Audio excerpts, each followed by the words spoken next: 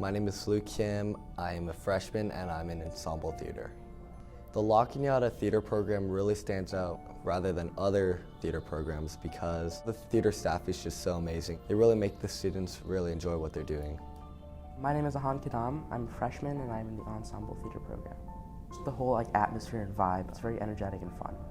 My name is Layla Karam. I take ADV and I'm a senior. Theater is something that lets you create characters and make them come to life. And as a kid, I always loved animating and drawing, but I never really found that spark until I came to learn about theater. Theater is very important to me. I used to be very shy and introverted, and I would never really try getting out of that shell until I finally auditioned for theater. Even the audition process just really helps you get in tone with who you really want to be outside, and that's something that I'll always be thankful for. There are many things that go on into making a play. The biggest thing would be making the sets. I see Mr. Ike and his staff always make the sets, and it takes weeks. First off, we have to find out our characters, their objective, everything about our characters first before we even start blocking. After that, we start memorizing our lines, and then he lets us know, like, oh, this is something you should change, or let's change your character, like, objective in this. The actors have to rehearse for months, and costumes have to get ordered and made. Do run-throughs over and over again until you get the feel of it and you get used to it, and then you open. Mr. Ike is very energetic and really positive. He's a great teacher. He's also very passionate about theater, and when you see that he's so passionate about it, it makes you care more. Mr. Ike really cares about his students. That's what makes him an amazing teacher. Even if he has to take time out of his day, he actually puts that aside first and helps you out. So for me, I auditioned for UCLA, and he would practice with me mornings and nights over and over again every single day until I felt very comfortable with it. And even though he's practicing for 12th night right now, he's still helping me out for my USC audition. Hi, I'm Justin Ike, and I teach 7-12 theater, so I teach a wide range of different classes. I first discovered my passion for theater in elementary school. We used to have a play that all the kids could be in. I participated in that and I loved it. And then I went to high school and I had an amazing drama teacher. He introduced me to a wide range of different plays. I was lucky enough to be cast in some of them. I also had a chance to work backstage, and it really fostered a lifelong love for theater.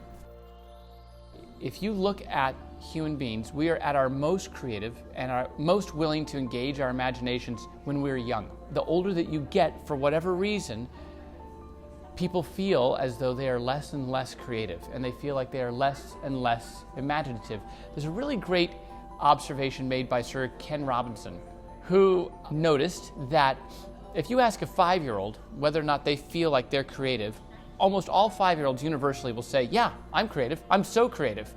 But then if you ask a 12-year-old whether they're creative, the number of kids that say they're creative goes down. And if you ask people who are 18, 19, 20, they're like, nah, I don't know, I'm not really that creative. I mean, I don't know, I can't, I'm smart, maybe. I mean, I'm good at sports, but I'm not really that creative.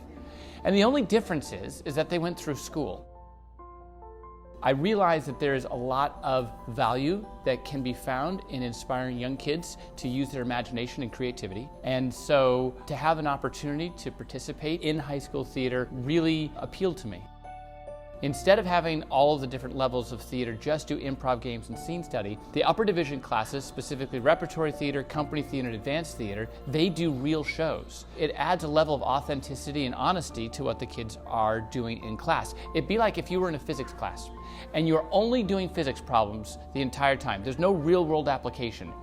But what if you had a physics class where instead of just doing problems, your teacher said, for this semester you're going to build a bridge, an actual bridge over a gulf, and your parents will walk across that bridge at the end of the semester. You would take the project a lot more seriously. So when kids have an opportunity in those upper division theater classes to perform a play that their parents and their friends and family are going to come see, it makes the stakes a lot higher. It makes what they're doing more real and have more meaning. That's the challenge of all teachers, is how to make what you're doing in the class not seem like busy work, but an assignment that actually has relevance.